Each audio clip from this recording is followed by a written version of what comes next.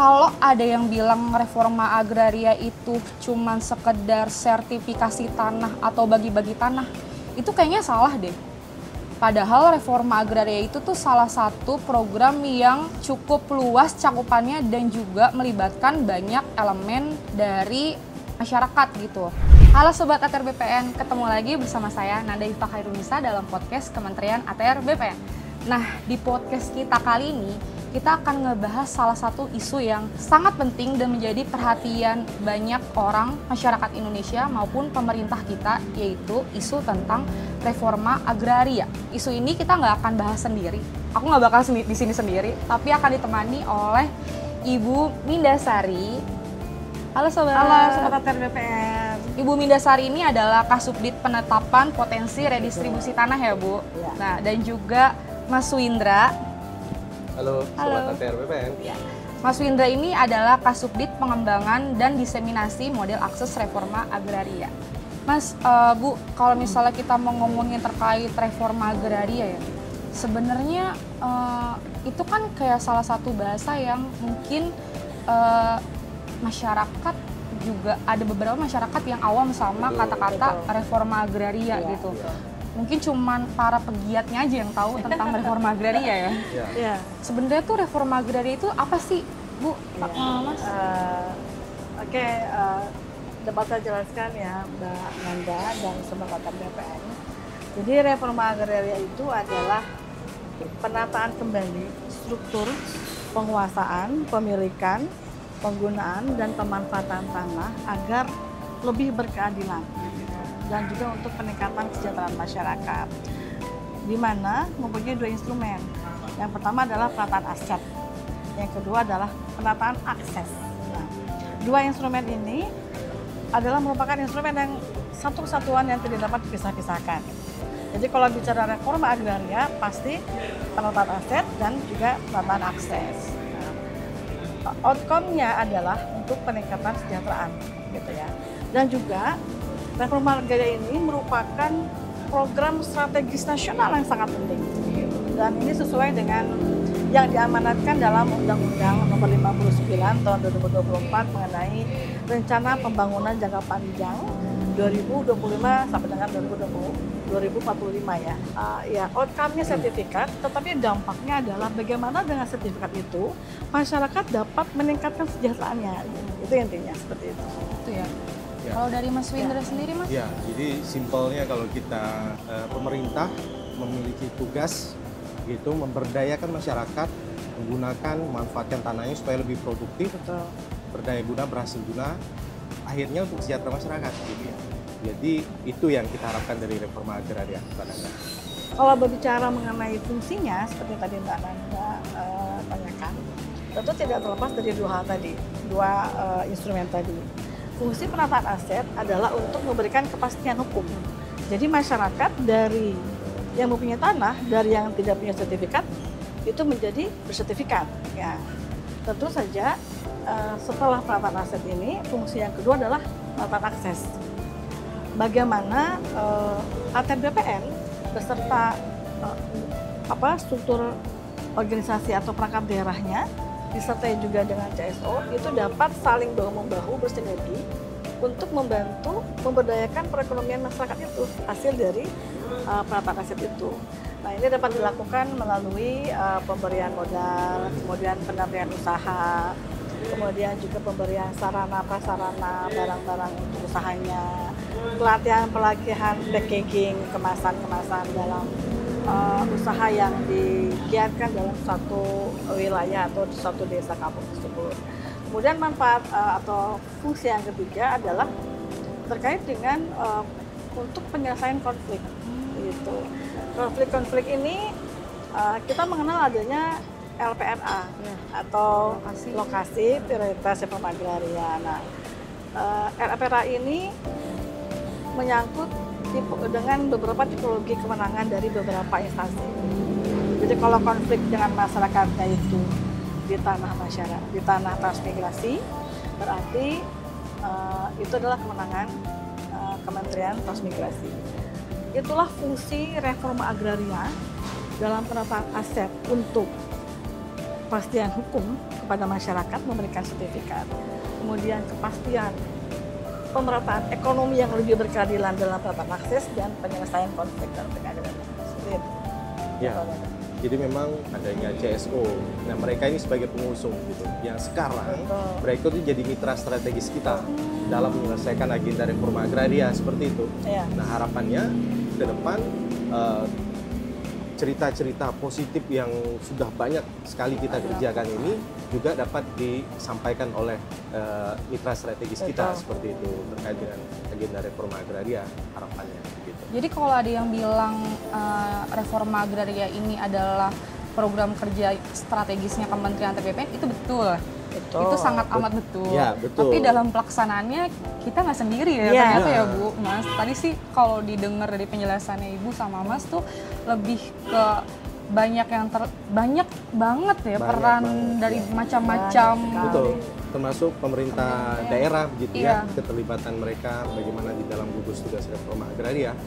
Ya, itu yang perlu kita memberikan pemahaman karena kita juga sangat-sangat bergantung kepada pemerintahan daerah dalam kaitan gugus tugas reforma agraria ini. Jadi kalau CSO datang ke kami atau BPN, jadi di Direktorat Penataan Agraria itu, khususnya di Direktorat Ladipom, kami sangat membuka akses, ya, Pak Wida, membuka akses bagi masyarakat untuk menyampaikan pendapatnya, gitu, menyampaikan unek-uneknya gitu ya. Kami membuka audiensi dengan CSO, di mana CSO ini membawa masyarakat gitu. Seberapa penting sih gitu harus ada reforma agraria di Indonesia gitu? Kenapa program ini harus dijalankan dan juga kenapa reforma agraria ini tuh selalu jadi mention era presiden manapun gitu? Mungkin kalau Sobat ATR BPN pahami kalau tidak ada agenda reforma agraria begitu, jadi Mbak Nana struktur penguasaan pemilikan ini akan dikuasai oleh satu pihak gitu ya, menguasai dengan lahan yang luas begitu. Kalau kita tidak atur struktur penguasaannya, makanya kita kenal adanya indeks Gini dan ketimpangan seperti itu. Nah, makanya agenda reforma agraria ini sangat penting. Jadi masyarakat yang penguasaan pemilikannya ini masih memang belum ada begitu atau kecil, nah itu yang kita berikan terkait dengan penguasaan pemilikannya. Itulah agenda reforma agraria ini. Ternyata tuh reforma agraria itu hadir untuk memberikan keadilan ke penguasaan tanah ya. Jadi penguasaan tanah di Indonesia tuh nggak cuman bertumpu di satu orang dengan kepemilikan luasan tanah tuh yang besar gitu. Tentunya tidak hanya penguasaan Mbak Nanda, kan penguasaan kita hanya menguasai orang aja, tapi bagaimana memberikan kepastian kepemilikan kepada masyarakat gitu ya. Tentunya di sini bagian dari Sobat ADR BPN yang menonton pasti menjadi subjek ataupun orang yang mendapatkan program reforma agraria. Saya kira Sobat ATR mungkin tidak menyadari gitu ya. Sebenarnya mereka itu mungkin gitu ya mendapatkan program reforma agraria ini, cuma mereka nggak tahu kalau ini merupakan program reforma agraria itu sebenarnya. Terus kalau misalnya masyarakat tuh biar tahu kalau ternyata lokasi tempat yang dia tinggali selama ini termasuk dari program RA tuh gimana tuh? Nah tentunya kita Kementerian ATR itu kan punya perwakilan di masing-masing kabupaten kota. Nah inilah kepanjangan tangan kita karena kita vertikal dari kantor pertanahan biasanya akan mensosialisasikan program-program reforma agraria itu, misalnya kegiatan PTSL, redistribusi tanah, itu di mana titik-titik lokasinya dari Instagram kita, sosial media kita. Nah ini fungsinya Sobat ATR BPN harus aware juga dengan sekeliling gitu ya, berita-berita, memantau IG-IG kementerian atau lembaga atau dinas yang memang sangat penting keberadaannya untuk Sobat ATR BPN juga seperti itu. Kalau secara teknis nih, kalau misalnya kita pengen tahu nih, gimana sih BPN tuh menetapkan satu wilayah tuh menjadi lokasi pelaksanaan dari RA gitu? Oke. Ada yang namanya TORA, Tanah Objek Reforma Agraria. Nah, TORA ini asalnya itu berasal dari 3 hal. Berasal dari kawasan hutan, kemudian juga non-kawasan hutan, dan dari tanah-tanah hasil penyelesaian konflik agraria. kategori yang bisa masuk terkait dengan sumber tora dari non kawasan hutan, atau kita bisa sebut non KH gitu ya, tanah-tanah ex hak guna bangunan, ex hak guna usaha, tanah-tanah telantar, tanah bekas tambang, kemudian 30% dari yang dikuasai bank tanah.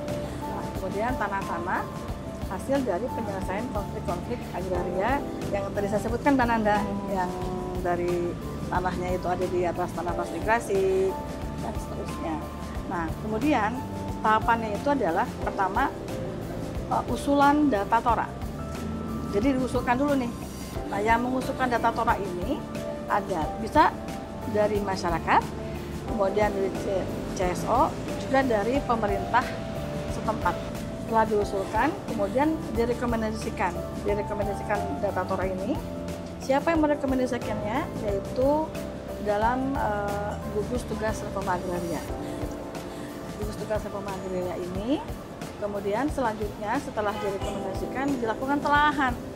Jadi tidak serta-merta menunjuk begitu saja. Nah, dilakukan telahan data tora. Setelah dilakukan telahan, kemudian dilakukan telahan analisis yuridis dan fisiknya, gitu ya.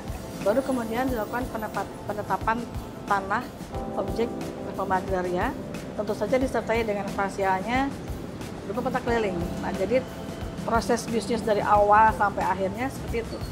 Nah, kalau sudah ditetapkan, berarti itulah yang akan di-SK-kan dalam SK objek tora, gitu ya, dan subjeknya untuk dilakukan pensertifikatan melalui redistribusi tanah. Kalau itu kan tadi kayaknya dari segi yang sangat amat teknis ya. Betul. Prosedur yang emang harus dilalui ketika pengajuan atau Tanah objek penetapan reforma menjadi agraria. tora itu. Iya. Cuman tuh kalau misalnya dari perspektif masyarakat mungkin akan menanyakan gini, ketika dia tinggal di satu kawasan hutan, dia akan merasa kayak, oh ini saya tuh berhak nggak sih atas tanah ini gitu, yang saya tinggali gitu. Ya. Jadi seperti itu tadi, usulan data calon tora itu dapat dilakukan oleh masyarakat. Jadi misalnya masyarakat, sekelompok masyarakat gitu ya, itu dapat mengusulkan kepada gugus tugas reforma agraria. Jadi seperti tadi yang dijelaskan oleh Pak Windra, kepanjangan tangan kita di pusat itu ada kantor pertanahan, ya. Kalau tidak salah 486 ya kantor pertanahan ya. Seluruh Indonesia, dan juga kantor wilayah. Masyarakat dapat datang langsung ke kantor pertanahan, kemudian memberikan keterangan selengkap mungkin gitu ya. Kalau perlu bawalah apa yang ada di rumah mereka, misalnya surat garapan atau apa itu ya, apapun itu, kemudian nanti oleh kantor pertanahan akan diusulkan kepada gugus tugas reforma agraria. Jadi intinya simpelnya gini Mbak Nana, kalau masyarakat itu yang berada di dalam kawasan hutan ini kan banyak ya di Indonesia ya. Itu kan ada dua kewenangan kementerian, itu Kementerian Kehutanan begitu. Jadi simpelnya si masyarakat ini harus dapat pelepasan dari kawasan hutan dulu dari Kementerian Kehutanan atau KTR. Nah, setelah itu prosesnya di balik layar itu ya panjang. Setelah proses pelepasan kawasan hutan itu terbit dari Kementerian Kehutanan, nah barulah proses sertifikasi itu dapat kita lakukan. Untuk beberapa wilayah yang ada di Indonesia, masyarakatnya itu ada yang malah nggak mau tanahnya disertifikatin. Inilah menjadi tantangan di dalam agenda reforma agraria, khususnya bagaimana mensertifikatkan masyarakat hukum adat ini supaya mereka mau disertifikatkan. Nah, tentunya ada sisi positif dari pensertifikat tanahnya seperti itu. Yang pasti kan kita akan memberikan kepastian hukum seperti itu. Apalagi reforma agraria sekarang ada aksesnya begitu. Nah, nanti saya akan cerita bagaimana ada salah satu contoh di Bali misalnya, masyarakat hukum adat itu diberikan hak pengelolaan, kemudian kita tindak lanjuti dengan penataan akses, kemudian mereka dapat akses untuk off-takernya. Nah, ini kan menarik begitu. Ini bisa menjadi contoh ataupun pola yang akan kita bisa informasikan kepada masyarakat adat yang lain supaya ayo kita terbuka untuk mensertifikatkan tanah. Negara tidak akan mengambil itu, negara memastikan kepastian hukum untuk masyarakat adat seperti itu, Mbak. Gimana sih caranya pemerintah itu memastikan bahwa reforma agraria itu bisa sampai kepada yang memang haknya gitu? Kita adakan sosialisasi dulu, penyuluhan kepada masyarakat bahwa Bapak Ibu, tanahnya ini sekarang sudah masuk dalam penlok atau penetapan lokasi untuk redistribusi tanah. Setelah dilakukan sosialisasi, kemudian dilakukan invent-inden. Nah, inilah tahapan awal sebagai saringan utama, ya, tindakan preventif utama, di mana CNC atau clean and clear itu hadir gitu. Jadi di invent betul-betul, diidentifikasi betul-betul mana subjek yang berhak, mana objek yang berhak. Jadi itu sesuai dengan Perpres 62 Mbak Nanda, tahun 2023. Jadi tidak sembarangan itu semua orang dapat diberikan sertifikat redis, ya. Ya nanti Begitu. tiba-tiba kayak misal di satu kampung ada orang yang tadinya nggak tinggal di situ, Iya. kuculuk ngaku-ngaku itu nggak sebagai bisa. warga situ dapat, nggak, ternyata ada Betul. identifikasinya Iya. ya Bu. Setelah invent-inden ini betul-betul diterapkan, dilaksanakan, kemudian naik pada tahap selanjutnya, yaitu dengan melakukan pengukuran dan pemetaan. Oleh siapa? Tentu oleh seksi survei dan pengukuran di kantor Bapanas setempat. Jadi ada ketentuan dalam pasal 19 mengenai subjek-subjek reforma agraria. Subjek-subjek ini akan mendapatkan Ya, sertifikat tanah itu betul-betul masyarakat yang hadir di situ memang itu tanahnya sudah lama dikelola dengan benar-benar dan bukan masyarakat yang berada di luar lokasi itu, sehingga setelah dilakukan sidang itu penetapan subjek dan objek, kemudian diterbitkan SK-nya, terbitlah sertifikatnya. Sehingga jika melalui proses bisnis dari awal sampai akhir hulu ke hilir ini itu dilakukan secara benar, pertanyaan Mbak Nanda tadi dapat terjawab bahwa dapat betul-betul diserahkan pada yang berhak gitu. Penataan aset ini kan ada legalisasi aset tanah dan juga redistribusi tanah. Nah, kalau misalnya di legalisasi aset itu kan yang lagi kita gembar-gemborkan itu kan salah satunya adalah PTSL. PTSL. Terus ada juga yang bilang PTSL ini emang RA gitu. Padahal RA ini kan redis. Itu gimana nih kita kasih kepemahaman ke masyarakat terkait persepsi yang ada di publik terkait hal ini? Jadi memang simpelnya begitu ya.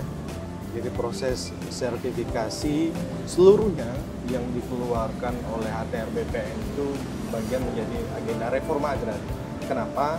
Karena di dalam aturan di Perpres 62 itu dia terdiri dari legalisasi aset, di mana aset sertifikasi jenis-jenis yang kita sertifikatkan itu menjadi legalisasi aset. Sedangkan redistribusi tanah ini yang memang khusus kita mendistribusikan itu yang biasanya untuk tanah-tanah pertanian tuh lebih ke arah sana.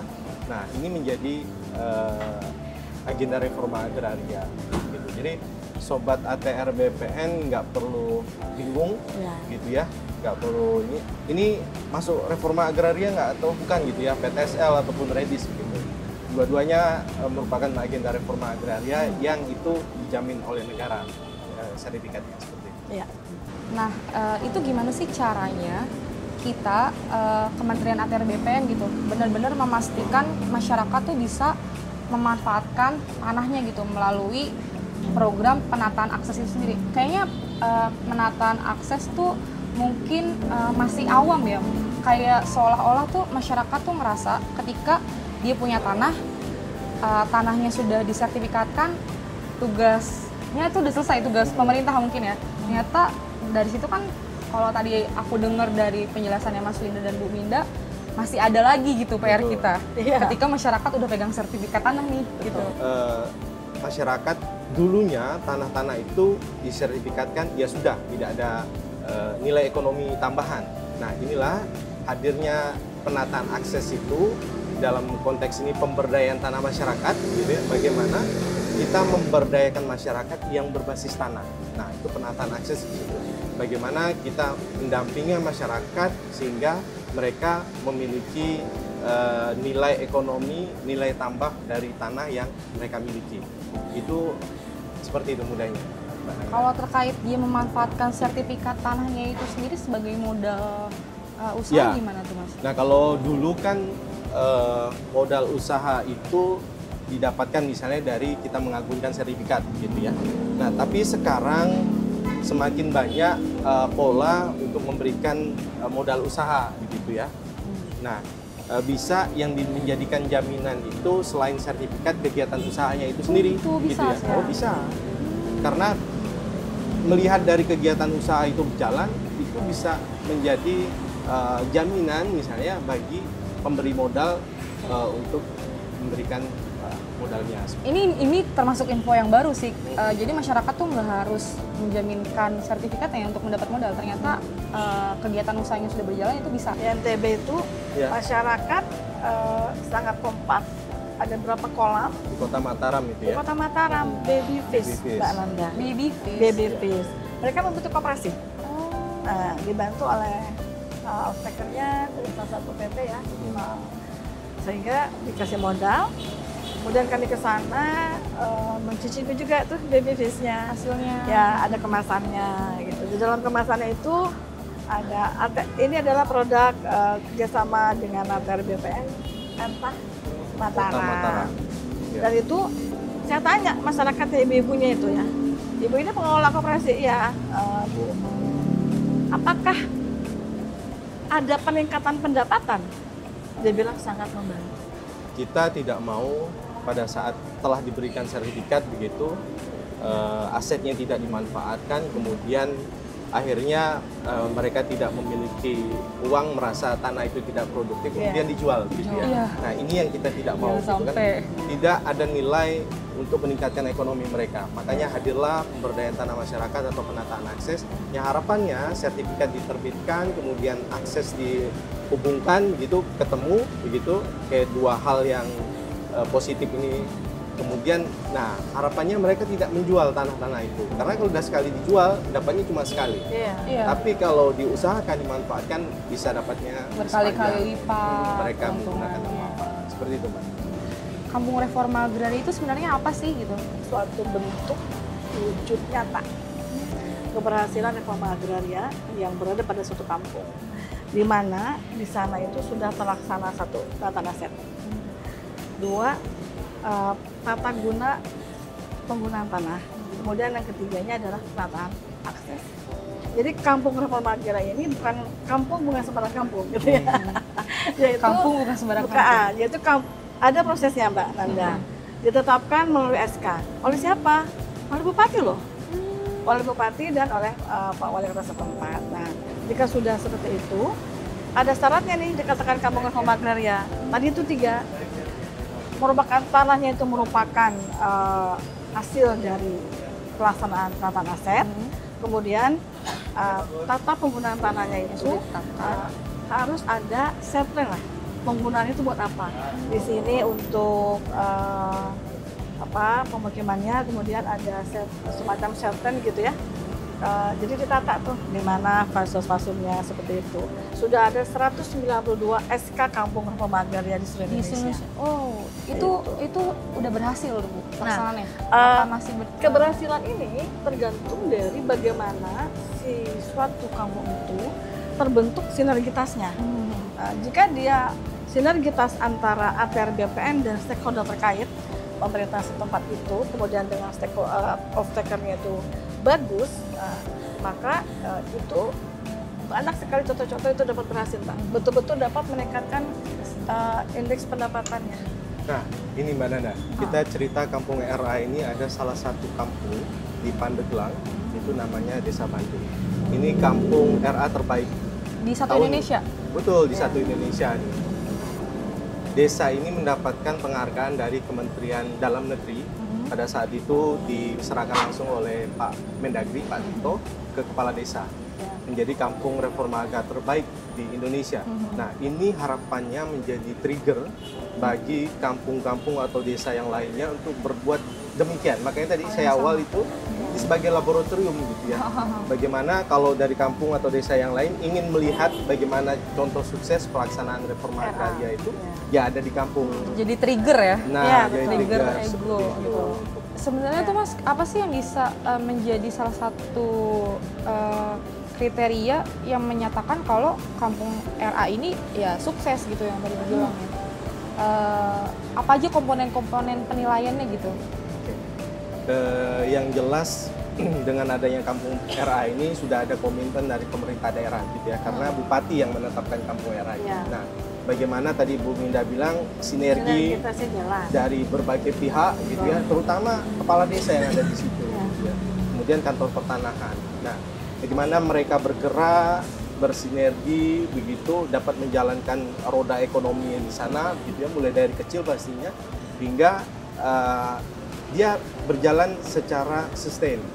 Jadi itu kalau misalnya kita mau mensukseskan kampung reforma agraria ini untuk beberapa masyarakat mungkin ya di seluruh Indonesia, itu tuh dari kitanya sebagai masyarakat emang harus aware dulu ya. Betul. Untuk mau gitu, mau membangun rumah kita Betul, lah betul. ibaratnya yang menjadi tempat kita tinggal. Terus gimana kita juga membangun sinergi ke pemerintah Betul, daerahnya.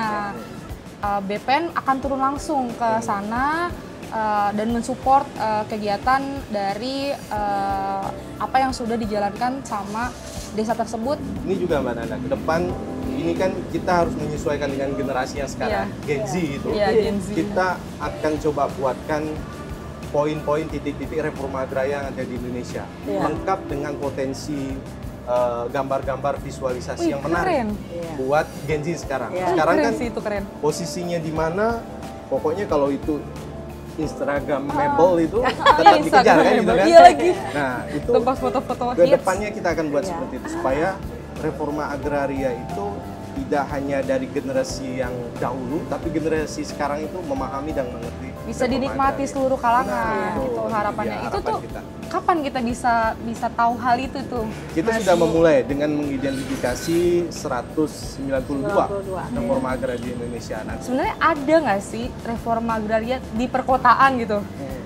kemarin saya baru dari Kabupaten Tangerang. Ini bisa kita sebut Jabodetabek ya. Ya, Nah, Jabodetabek Iya. Kabupaten Tangerang itu dia ada lokasi penataan akses yang meraih penghargaan 30 besar ya. oh apa Nah, tuh Mas? Itu dia desa eduwisata. Jadi desa yang menggambarkan miniatur Indonesia. Jadi menarik. Menarik. Jadi saya ke sana itu dia ada pura, ada vihara, ada masjid, ada gereja. Ih, keren banget. Keren kan? Oh, keren.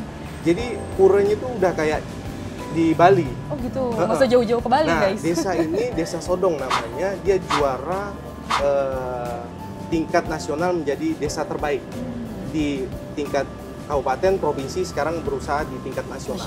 Nah, itu dia di wilayah perkotaan, Kabupaten Tangerang kan, dia termasuk di wilayah perkotaan yang ini yang akan kita dorong supaya dekat pada masyarakat ya. Yang selama ini mungkin di hutan-hutan atau di Iya, desa-desa begitu ya. Nah, yang dekat inilah yang nanti kita coba tonjolkan Iya. supaya generasi Gen Z ini bisa aware, bisa nyari, oh, Oh, ini ini loh loh. reforma Iya. agraria Yang kan penting, gitu. oh, ini loh. Oh, ini Gitu, loh iya. gitu kan, apa yang sedang kita bicarakan seolah-olah kalau kita ngomong reforma agraria kok kayaknya Berat banget. Berat banget. Kayaknya buat obrolan buat orang-orang tua kan gitu ya. Iya. Padahal ini yang kita coba masuk ke generasi Z gitu sekarang. Begitu. Begitu. Apa sih tantangannya gitu dalam pelaksanaan ini? Ex hak guna usaha ini yang oleh pemiliknya itu tidak dimanfaatkan lagi pun juga tidak diperpanjang. Nah, sehingga kan ini menyebabkan bisa terindikasi katakanlah apa namanya ditelantarkan oleh perusahaannya, kemudian masuklah masyarakat mungkin ya yang mungkin bisa mengokupasi daerah itu. Sehingga ini harus dilakukan suatu upaya agar tanah-tanah ex-HGB dan tanah-tanah ex-HGB ini perlu penertiban gitu, ya, agar tidak terjadi ketidakpastian hukum. Itu dari segi hukumnya. Nah, kalau dari segi yang lainnya, misalnya dari segi tata kelembagaan, bahwa koordinasi dan kolaborasi itu juga masih dipandang perlu effort untuk melaksanakannya gitu loh. Kami ini sebagai pelaksana di lapangan, kami mengimbau kepada sobat ATR ya. Jadi tolong bantu kami pelaksana di lapangan untuk mensukseskan program reforma agraria ini, khususnya bagaimana mensertifikatkan tanah. Simpel aja sobat ATR. tolong pada saat petugas akan melakukan pengukuran seperti itu ya, ini tolong dipastikan bahwa tanah-tanahnya itu letak-letak batasnya itu sudah ada. Jelas. Jangan lupa pasang patok ya. Iya, pasang patok seperti itu. Apalagi kalau daerahnya itu di hutan begitu ya, yang jauh, yang kita harus ke sana itu jauh sekali. Yang masih berhutan dan tidak kita bisa masukkan. Ini menjadi tantangan berat teman-teman daerah. Nah, sehingga kalau ini bisa kerjasama dengan masyarakat, ini bisa kita ini kan, saya kira pelaksanaan teman-teman di daerah akan berjalan lancar. Jangan sampai teman-teman ini dulu pernah ada plesetan ke TSL, papa tidak sayang lagi, kan jangan sampai seperti itu gitu ya. Sampai nggak pulang-pulang. Karena ya itu Mbak Nana tadi saya bilang, teman-teman sampai nggak pulang, tidur di kantor, besok paginya harus berangkat kerja lagi. Nah, karena ya seperti itu kondisi, kita sama-sama saling membantu. Kalau di Pulau Jawa mungkin itu ya, nggak pulang-pulang. Tapi kalau pengalaman saya 3,5 tahun di Kalimantan Tengah, Mbak Nana. Jadi ketika ke lapangan itu saya bingung nih. Dari sini ke sana itu sungai, ada buayanya. Nah, terus teman-teman tuh melakukan pendataan tora itu, kepalanya doang yang kelihatan. Itu pokoknya saya bilang teman-teman jangan lupa ya, dokumentasikan. Bukannya kita lebay ya, tetapi itu perlu. Bahwa ternyata seperti itu loh perjuangan Itu kita teman-teman di kerja daerah. gitu benar-benar hadir masyarakat. Di balik cerita manis di akhir itu ada usaha yang luar biasa. Saya juga pernah naik perahu, kalau gue yang dikit ke kanan, ke kiri. Itu di daerah Kalimantan. Jadi pasti banyak juga cerita-cerita yang bikin haru gitu ya. Mengharu biru dan cerminan perjuangan dari teman-teman di daerah seluruh atau pertanahan dan juga teman-teman dari Kanwil di Indonesia yang mana berjuang dari hati gitu ya untuk memberikan servis yang excellent kepada masyarakat. Ya itu emang jadi tugas besar buat kita sebagai pelayan publik ya, Bu. Itu jadi salah satu amal jariah juga sih yang akan Insya Allah. Ada nggak sih salah satu momen di lapangan ketemu masyarakat yang testimoninya tuh terngiang-ngiang selalu gitu? Ada di Sukabumi, mereka memang berusaha pisang kependis gitu ya. Banyak sekali yang mereka butuhkan untuk mendukung kegiatan itu. Nah, kita coba usahakan mereka untuk mencarikan CSR gitu ya. Dapatlah CSR nih dari pihak ketiga yang membantu di sana gitu ya. Nah, akhirnya dananya turun, dibelikan alat-alat sesuai kebutuhan mereka. Itu setelah mereka dapat itu, mereka cerita, ada orang-orang tua nih, petani orang tua cerita sampai nangis lah. Ya Allah, ini baru pertama kali kami mendapatkan seperti ini gitu ya. Merinding aku dengar. Kalau bisa kami akan lakukan syukuran, Pak. Kami mengundang Bapak untuk datang mensyukuri apa yang telah kita dapatkan seperti itu. Aduh, saya merinding. Iya, aku juga dengarnya merinding. Cerita ini ikut merinding gitu ya. Nah, itulah cerita yang sampai ke akar, ke masyarakat yang memang lah yang merasakan manfaat langsung dari reforma agraria, khususnya penataan aset dan akses. Seperti itu Mbak Nana. Kalau dari Ibu? Ya, kalau dari saya dulu pada saat pelaksanaan PTSL ya. PTSL. Jadi saya waktu itu sebagai ketua adjudikasi, karena ketua adjudikasi itu kan menandatangani sertifikat. Nah, setelah selesai sertifikatnya, gak berapa lama itu kena proyek jalan tol ya, sehingga si bapak yang punya sertifikatnya itu yang tadinya tidak punya rumah, tidak bisa menyekolahkan anaknya, itu menjadi berubah 180 derajat kehidupannya, sampai mencari dari saya ke kantor bilang terima kasih gitu ya. Padahal kan bukan saya saja yang kerja ya, tetapi tim. Saya bilang ini adalah kerja bersama tim Bapak. Jadi saya senang kalau Bapak sudah bisa menyekolahkan anaknya. Jadi tadinya anaknya itu jualan Mbak di pinggir-pinggir gitu. Jadi Mbak, itu adalah suatu nilai yang tidak dapat dibeli dengan uang. Iya, itu betul banget lagi. Gitu.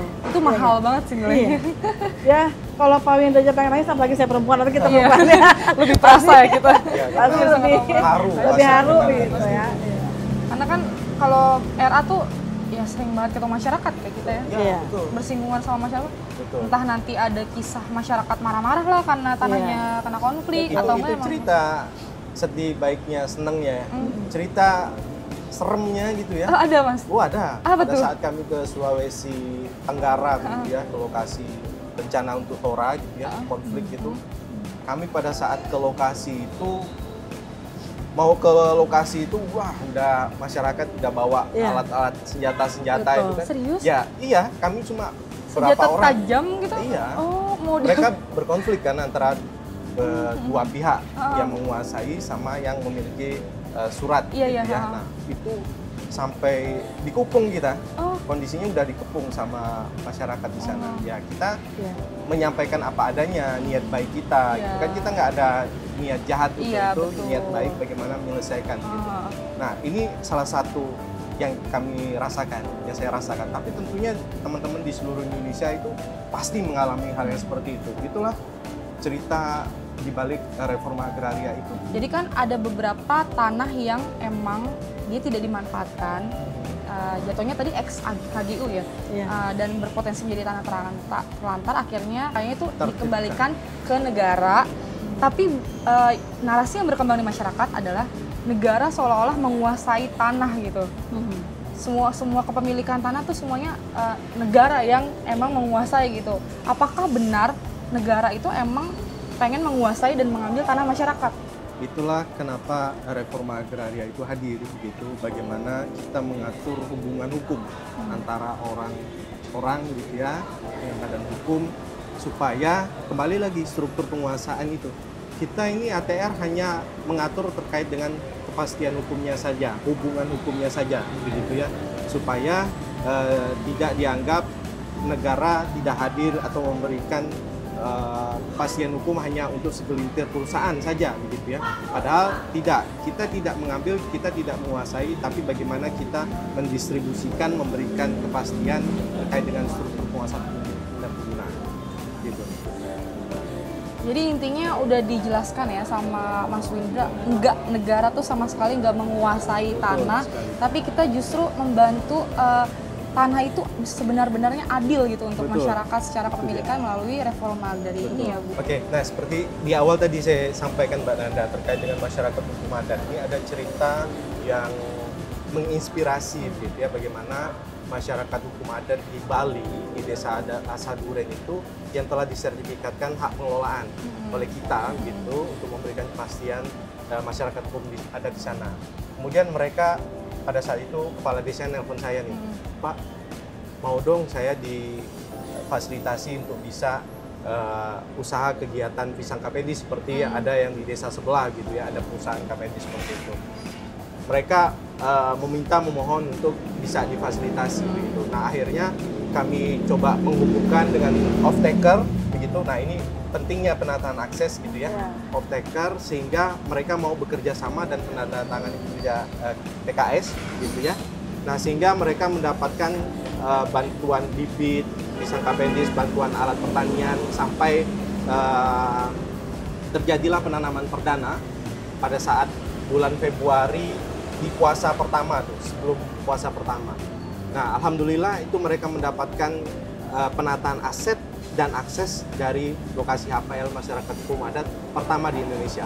Nah terakhir apa yang ingin Bu Minda sama Mas Windra sampaikan nggak cuma ke masyarakat tapi ke seluruh pihak yang terlibat dalam pelaksanaan reforma agraria ini untuk bisa berperan aktif gitu. Karena kan sebenarnya reforma agraria ini bukan cuma tugasnya BPN gitu, pelimpahannya, tapi semua termasuk masyarakat, kita itu berkewajiban untuk mensukseskan program ini.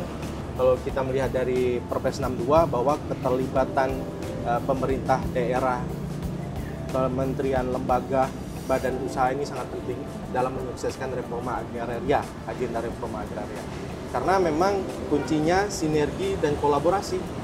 Ini yang sangat penting. Itu nggak hanya cuma kata-kata ya Mas, Nah, sinergi itu dan dia. kolaborasi itu bukan cuma kata-kata. Bukan hanya sekedar kata-kata dan slogan. tidak hanya diucapkan, tapi bagaimana diimplementasikan dari tataran pusat sampai ke daerah, sampai kita nih gen-gen ya, mulai dari gen terdahulu sampai gen sekarang gitu ya, gen Z. Dan nah, ini bagaimana bisa terlibat mensukseskan agenda reforma agraria gitu ya. Jadi kalau dari saya ingin mengajak Sobat ATR BPN, masyarakat luas, kemudian juga termasuk dengan stakeholder terkait ya, untuk memandang tanah itu bukan hanya sebagai suatu benda saja, tetapi bagaimana dengan keberadaan tanah itu dapat meningkatkan kesejahteraannya. Jadi saya menghimbau dijaga itu tanahnya, kemudian juga dibuat seproduktif mungkin untuk meningkatkan kesejahteraan masyarakat. Kemudian juga kami mengajak nih ATR BPN ya, kepada sobat ATR BPN untuk terlibat langsung dalam pelaksanaan reforma agraria secara keseluruhan. Kemudian juga kami mengajak mari jadikan reforma agraria sebagai suatu gerakan bersama gitu ya, sinergitas kolaborasi untuk mewujudkan keadilan, mewujudkan pemerataan ekonomi dan juga untuk meningkatkan kesejahteraan masyarakat. Mantap sekali. Nah, jadi intinya sebagai warga Indonesia yang baik dan juga ingin merasakan manfaat dari program pemerintah, ayo kita sukseskan reforma agraria bersama ya. Ya. Oke, cukup sekian pembahasan kita terkait reforma agraria hari ini. Mungkin kita bisa ketemu di episode-episode selanjutnya untuk membahas hal lain ya di luar dari topik pembicaraan kita kali ini. Jadi jangan lupa saksiin terus podcast Kementerian ATR BPN.